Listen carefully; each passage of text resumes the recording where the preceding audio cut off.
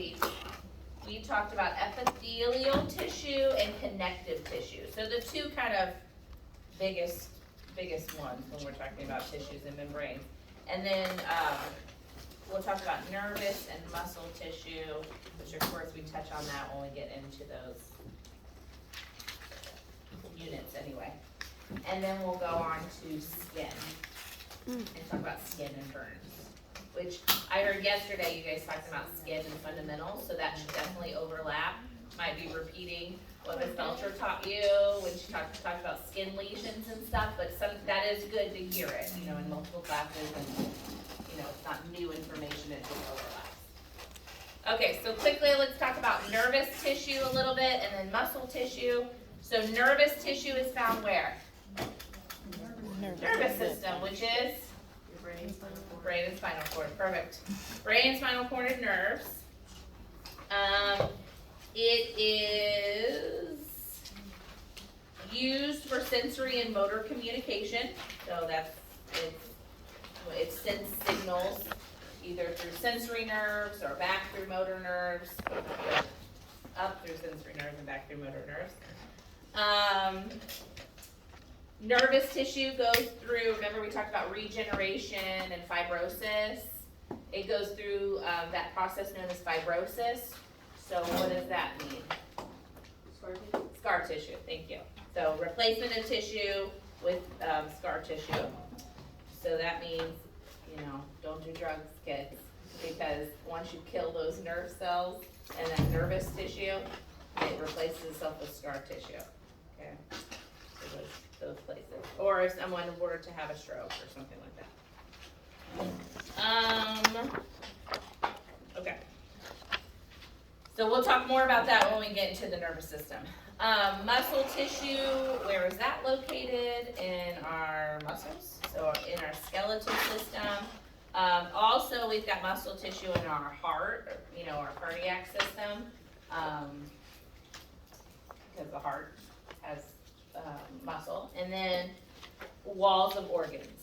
So depending on where it's located is kind of its function. But most of the time when we're talking about muscles, we talk about that back and forth of contraction and relaxation, okay? So when we're working out, for instance, we're contracting, and then when we put the weights down, everything's relaxing.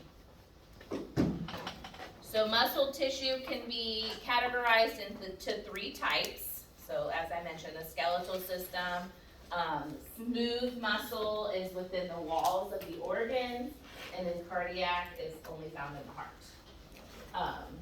So skeletal muscle is considered striated muscles. Does anybody know what striated means? Or what word it comes from?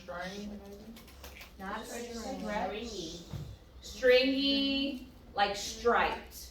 But it does look stringy. The Cheyenne, that's in her head. Okay, so generally attached to bone, so it's in the skeletal system. Skeletal muscle assists in moving the skeleton, maintaining posture, and stabilizing joints. So imagine if we didn't have any muscles anywhere, we'd, you know, be floppy and that contraction, relaxation. Our head wouldn't be, you know, sitting up straight. Huh? Like a newborn baby. Yeah, like a floppy, newborn baby. It doesn't have that. If it's damaged, if skeletal muscle is damaged, it undergoes fibrosis. So think about if you damaged muscles or something, or ripped a muscle or something in your leg, that would replace itself with scar tissue. It would go back to being the same. You might still have function of it, but it's, you know, still wouldn't act the same. Okay, smooth muscle, another word for smooth muscle within the walls of organs is visceral muscle. So viscera, visceral muscle found in the walls of organs. It's smooth, okay? The function is related to the organ which it's found. So for instance, the stomach helps with moving food along into the rest of the GI system. Cardiac muscle is only found in the heart, and its function is to assist in pumping blood to our network of blood vessels. And so we'll talk more about that when we get to unit 5, which we talk about the heart and lungs. And then if it's damaged, it undergoes fibrosis. And I don't have this here because it can do both. It depends on where it is. So with smooth muscle, it depends on kind of which organ we're talking about. It might undergo fibrosis, might undergo regeneration. So that's why that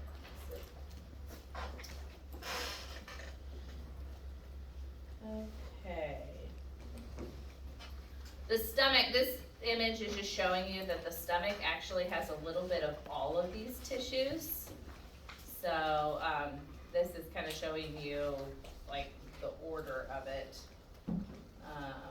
Epithelial, connective, muscle, and nervous tissue. You know, sometimes when you get nervous, your stomach starts cramping or you feel like you have to run to the bathroom. There really is like a science behind that. A nervous belly, or like you have a gut feeling, you know, that something's wrong or that something, you know, that you should look into something as a nurse and your stomach starts cramping. You're like, why is my stomach cramping? Or why do I feel this right here? Because there is a science behind a gut feeling because we have nervous tissue in our stomach. Cool. Okay, so we talked about last unit cells. And a pattern or arranged of cells is called a tissue. Well, when we get a bunch of tissues, we then call that a membrane. Okay, so a membrane is just essentially layers of tissues. So we have epithelial membranes. Okay, so that kind of is the same as epithelial tissue, so that's easy to remember.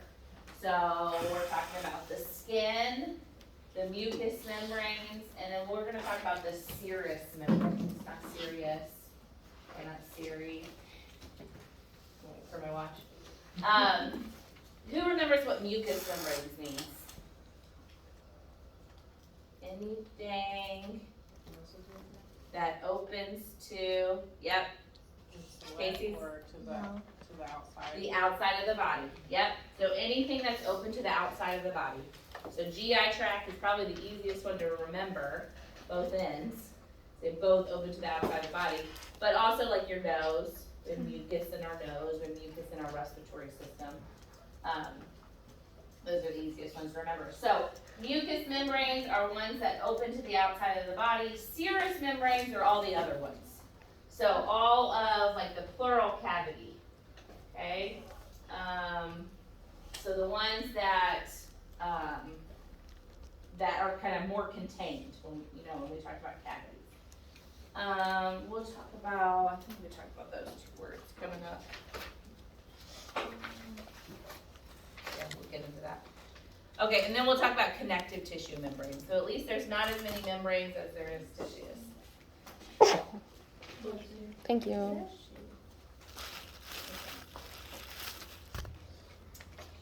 All right, cutaneous membranes like the skin, and we'll get into the layers of the skin and stuff.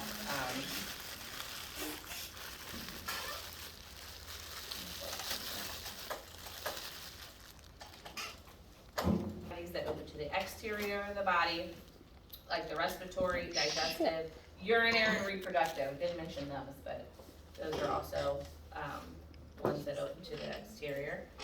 And they enable absorption, secretion, and protection. Okay, so that's the function of mucus, if you haven't learned that yet. The function of mucus is a protection, okay? So think about like our snot, our boogers, okay? The function of that is if we breathe in like a viral particle or a bacteria, we're hoping that our mucus traps it to keep it from going down into our lungs, okay? And hopefully also that triggers us to sneeze or blow our nose or something and get whatever that foreign particle is out, okay? So that's one protection mechanism that our body has. the function of mucous membranes is to secrete mucus to lubricate and moisturize, and then, like I said, for protection. Alright, and then serous membranes, so this might be a new word to you. This is ones that line ventral body cavities that do not open to the exterior, so kind of just the opposite of mucous membrane. I don't know where the word serous comes from. Mucus, you can obviously relate that, but I don't know, it's probably Latin. Okay, so the serous membranes actually secretes serous fluid. So instead of mucus, like mucous membranes, serous fluid is more of a thin, watery fluid. And the purpose of it is so, it's in these cavities so that when, you know, like for instance, when we breathe, the lining around our lungs don't rub together like a friction rub. Have you guys learned about friction rub in fundamentals yet? Like when you're listening? Kind of, maybe, okay, yeah. So for instance, if you were listening, it kind of sounds like sandpaper. If you were listening to someone's lungs and you kind of hear like this sandpaper sound, that could be because of an infection or I don't know if dehydration would necessarily wipe out serous fluid, but it would have to do with the membranes kind of around the lungs rubbing together because of, you know, of an infection or something like that, and they wouldn't have the serous fluid to prevent that friction rub. Alright, so there's two layers of serous membranes that I want you to know. The outermost is called the parietal serous membrane, and the innermost is called the visceral serous membrane. So the way that I remember it is V, it stands for very close. So it's right around the organ. So if we're talking about the lungs, the visceral layer is right around the lungs, and then the parietal is like the next one. Okay, so the outermost is parietal, innermost is visceral. And I've got some pictures coming up. Okay. Alright, so here's a picture around the lungs. These are called pleura serous membranes. They come from that word pleural that I taught you guys when we were talking about cavities. The pleural cavity houses the lungs. So the pleura serous membranes are just around the lungs. And we've got the visceral pleura is right here, like the innermost, this little window thing. And then parietal is outside of that. So visceral, very close. Parietal, I don't know, pretty close. However you don't remember it. Okay, so here would be an example of the pericardium serous membrane. And this is showing you the visceral pericardium is right around that heart. Okay, here's the heart. And then the parietal pericardium is an outer layer. And then this is just another example of the peritoneal serous membrane. So whenever we're talking about the peritoneum or peritoneal, that's around this abdominal cavity. And so this is showing you, here's the visceral. So it's right around all these like organs, and then parietal is outside of that. So again, all these serous membranes within the visceral and the parietal layers, there's that serous fluid. Okay, so when we're moving, like with the pleura serous membranes, when we're breathing, those membranes kind of rub, or they kind of slide back and forth, and the serous membrane prevents them from rubbing to the point where it hurts or something like that. Have you ever had like a respiratory infection where it hurts to take in deep breaths?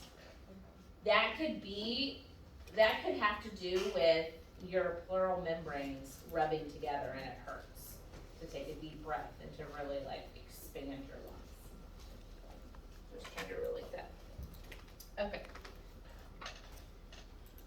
I'm not gonna show this video, but this goes through, it kind of reviews the body cavities again, and then it goes through, those membranes. So if you're still kind of want a visual or want a video, it's about a 4-minute video, but I'm not gonna show it, you guys can go back and look at that. Okay, so that was the epithelial membranes, and then the second type of membrane we'll talk about is the connective tissue membranes. A lot of this is, like, terms, honestly. So synovial, so remember when we talked about connective tissue, we talked about it was around bones, it was around joints, it's in blood, it's cartilage. So connective tissue is the most abundant type of tissue in our body. So layers of connective tissue make connective membranes.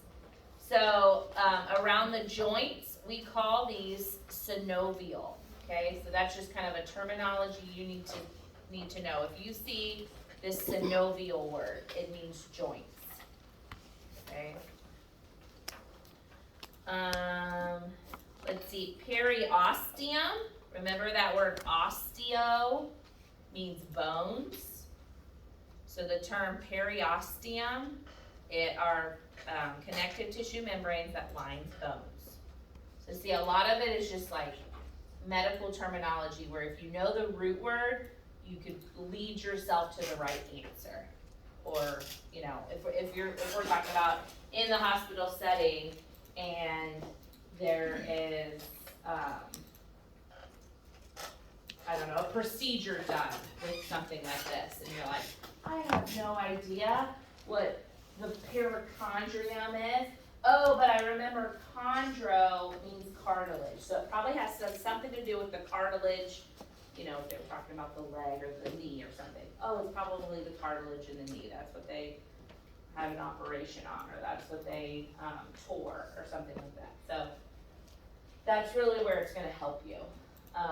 It's not like we use these words in our everyday language. Okay, so perichondrium lines the cartilage, and again, that root word comes from chondro, which means cartilage. Meninges, we'll talk more about meninges and the types of meninges when we talk about the nervous system, but it lines the central nervous system, so lines the brain and spinal cord. Like meningitis, you guys have heard of meningitis? It's an infection in the meninges. And then fascia is found throughout the body. Typically when I see the word fascia, I'm thinking of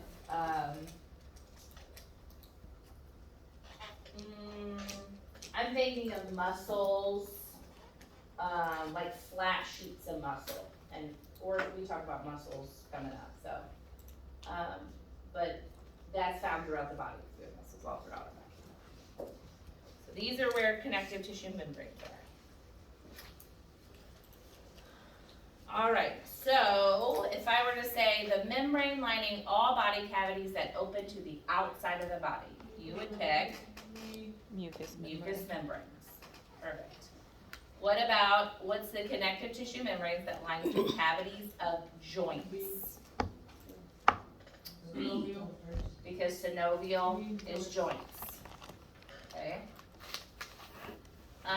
3, skin. Cutaneous membrane. And the answers are all at the bottom too, so if you want to go back and do these on your own. The serous membrane that covers the outside of each lung. Which one? So lung. I thought because it said the outside, so I thought it was since it was the outermost. So that's tricky, because that's kind of hard to tell because both of them are on the outside of the lung. But lung, which word leads you to lung? Yeah, pleura. So I would say that wouldn't be a fair question if you had the answers visceral pleura and parietal pleura. It's like, oh, you're talking about the innermost? Because they're both on the outside of the lung, that's what I'm trying to say. So yeah, but the serous membrane that covers the outside of each lung, that would clue me into, I need to look for that pleura word. So that's why it wouldn't be C. So then the serous membrane that lights the inner wall of the abdominal pelvic cavity, so I would look at this. And what's left? C. Right. Yep. All right. Okay, what about, and this is how you see it a lot too in questions, serous membrane that lines the organs of the abdominal pelvic cavity. So if we go back to this picture, there's one that lines the organs, and then there's, well, this one's on the outside, more on the outside. So what would you pick for that one? A. B. No, it's A, you're right. Visceral, because it's very close, it's right on the organ. Serous membrane that lines the walls of the thoracic cavity. What is in the thoracic cavity? There's only one answer. B, yep. Synovial membrane and periosteum are examples of, say it again? E, yep, connective tissue. So joints and bone are connective tissue, and these membranes are in the joints and bone. Lines the mouth, nose, and respiratory passages. D. D is open to the exterior body, and the sling that supports the heart. Yeah, that's the last one you have, but that's when we talk about the cardiac system, we'll talk, we'll obviously talk more about the pericardium and then kind of work our way in to the actual muscles of the heart. So the pericardium is one, it's like the sling that supports the heart. I think there's an image in your book that actually kind of shows this like sling-like picture. Okay. It's confusing too because they're all so thin. Not that I'm bringing out a heart to show you, but in actuality, they're so thin that you're just like, how can you even differentiate between those? But they do, and they call them different things. Okay, as we age, let's see, tissue alterations cause a decrease in organ function. So we know that. So our heart doesn't beat as well as it used to. Our muscles don't contract and relax like they used to. The tissues don't repair as well as they used to. So all of that is affected, just all the way down to the cellular level, and then working our way more broad. So collagen and elastin decrease, and connective tissue becomes stiffer and less elastic. We know that because of wrinkles and all that good stuff. We see a gradual increase in lipid and fat tissue in men and women, and in men it will start to decrease, but not for women. Wah, wah. Not fair. Changes in water and body fat decrease, and then there's complications with drug absorption. So that means if we were to give, you guys will talk about this in farm, but if we were to put like a topical medication on an elderly person, they're gonna absorb it a lot slower than we would if, we put it on a kid or, a young person. So we gotta think about that, or the doctors